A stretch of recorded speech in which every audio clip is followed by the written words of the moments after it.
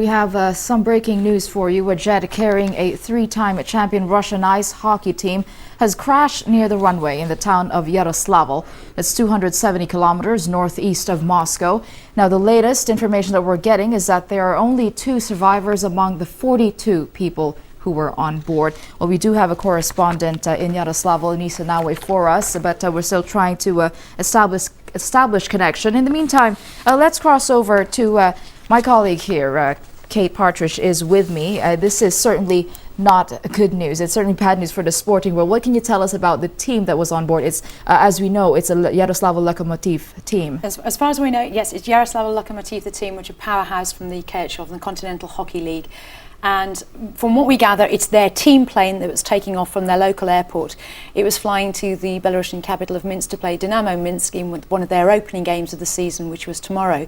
Actually, the opening game of the KHL today, which was between the champions Salavat Ulayev and runners-up last year Atlanta, has now been postponed, obviously, in the light of what's happened. From what we gather, as you said, 40 from 42 people are reported dead. The information we have, it was the first choice team.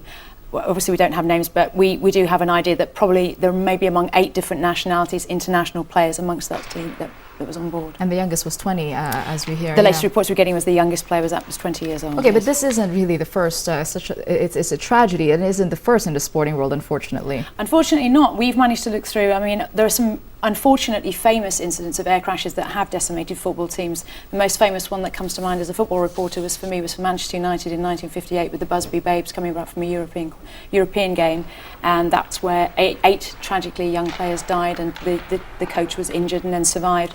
And then you have the story of Munich and the Busby Babes after that. We managed to, looking through our information, we found 11 different plane crashes. I mean, the famous ones there, Turin in 1949, the Turin Football Club. We have in 1993 the Zambian national football team that was also involved unfortunately in a plane crash. We have the US Olympic figure skating team from 1961. So 11 crashes, all with obviously devastating effects. All right. Thanks very much for that update, Kate. I think we've established a connection with our correspondent, Anisa Nawe, who is in Yaroslavl for us. Anisa, if you can hear me, what can you tell us about what happened?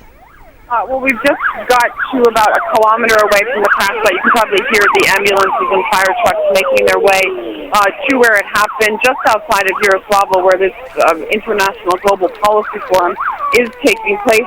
The numbers are moving very fast. The latest we have is that 42 were on board, 40 are dead. Some 26 bodies have already been recovered, and in fact, the latest numbers have us with 2 survivors. One of them, Alexander Galimov, who is already in hospital. He's in critical condition. He's a member, of course, of the Russian national hockey team. He is believed to be one of the survivors. It's not yet confirmed who the other is, but like I said, 2 survivors so far in what looks like it's going to be a horrible tragedy, not just because of the crash, but for this hockey team. Of course, the Lokomotiv hockey team, three-time world champions. I heard you speaking to, I think, Kate there, who probably talked a lot about the significance of this and of their work. They were flying to Minsk to play against Dynamo there. We know that a part of the fuselage, we're being told, has been found in the Volga River, which is not far from Yaroslavl, and a piece of the plane. It's believed that human factor could have played a part in this. This is what experts and officials are looking to now, and also technical failure.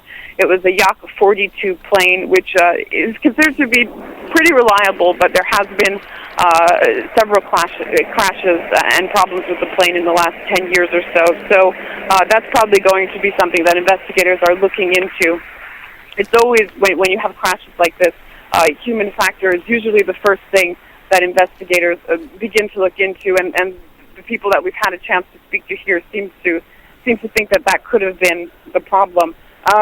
I just want to say that we know that foreign nationals were in fact on board as well, members of the Czech team. We know that Czech hockey player Jan Marks who was on the World Cup winners team last year, was on the plane, and so far we haven't heard anything about him being a survivor. So it is believed that Jan Marks has in fact died in this crash. We know that both transport and aviation ministers are on their way to the crash site as we speak. A minute of silence was held about an hour ago, in fact, just after news of this crash hit the Global Policy Forum. a minute of silence was held, and we are hearing that President Dmitry Medvedev, who will be making his way to Yaroslavl for this forum, will in fact come and pay his respects at the site of the crash.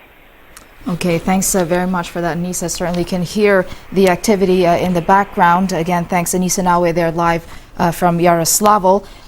Kate, I just want to go back to you a little bit about the team being there. I mean, there are star favorites there. Well, what kind of reaction are we expecting from the sporting world? I think like most of us, actually, complete shock. As I said, the fact that tragedies have actually happened doesn't diminish the fact that the devastating effect they have across the sporting world. I mean, what makes it even more tragic, apart from what appears to be the large-scale loss of life, was the fact it was such an influential team, such an important team. This is the 4th season of the KHL. It's the first day of the season. I mean, which only adds to the tragedy. The impact then obviously is going to be felt throughout the season. They were a powerhouse team. They've been runners-up twice, semi-finalists last year.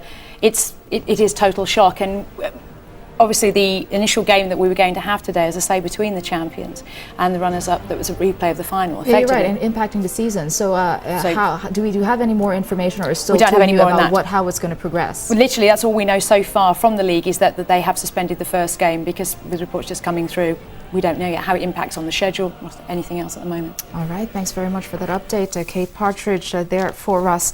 All right, we will keep you updated, of course, with all the latest developments in Yaroslavl as we get them. The plane crash there, the latest being that there are only 2 survivors among the 42 people who were on board.